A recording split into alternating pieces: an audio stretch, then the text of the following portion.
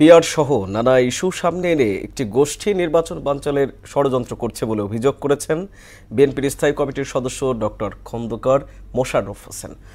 ফেব্রুয়ারিতে নির্বাচনের বিকল্প নেই বলেও মন্তব্য করেন তিনি।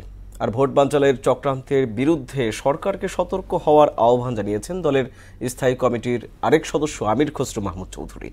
দুপুরে রাজধানীতে এক আলোচনায় এসব কথা বলেন তারা। আরও জানাচ্ছেন নাহিদ সিরাজি নিম্মি।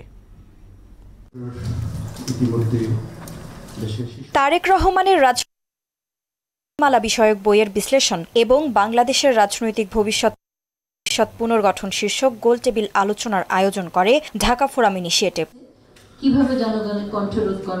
বক্তারা বলেন, বাংলাদেশ নতুন রাজনৈতিক বাস্তবতার মুখোমুখি, তাই অন্তর্ভুক্তিমূলক নেতৃত্ব এবং অংশগ্রহণমূলক গণতন্ত্রের পথে এগিয়ে যেতে হবে।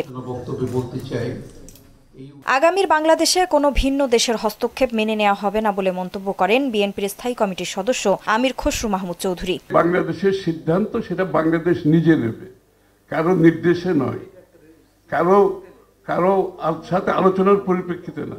সো জিও স্ট্র্যাটেজিক অটোনমি, এই কথাটা পরিষ্কারভাবে বলা হয়েছে সব জায়গায়। স্থায়ী কমিটির আরেক সদস্য খন্দকার মোশাররফ হোসেন বলেন, পিআর সহ নানা ইস্যুতে নির্বাচন বানচালের চেষ্টা করছে একটি গোষ্ঠী। কিছু দল যারা স্বৈরাচারী ফ্যাসিস্ট ছিল, তারা কিছু পালিয়ে আছে, কিছু অন্য দেশে পলায়ন করেছে, তারা যে ষড়যন্ত্র করবে না এমন তো কথা না। আর এখানেও বাংলাদেশে কিছু ব্যক্তিরা কিছু নন ইস্যুকে ইস্যু করে এখানেও নানা রকমের সংকট সৃষ্টির চেষ্টা করছে। গণতান্ত্রিক পথে এগিয়ে যেতে নির্বাচনের বিকল্প নেই বলেও মন্তব্য করেন তিনি। আজকে হোক কালকে হোক নির্বাচন হতে হবে, আর সবচাইতে নিরাপদ সময় হচ্ছে আগামী এই ফেব্রুয়ারির মধ্যে। নাহিদ সিরাজি নিম্মি, মোহনা সংবাদ, ঢাকা। এরপরে বন্যা।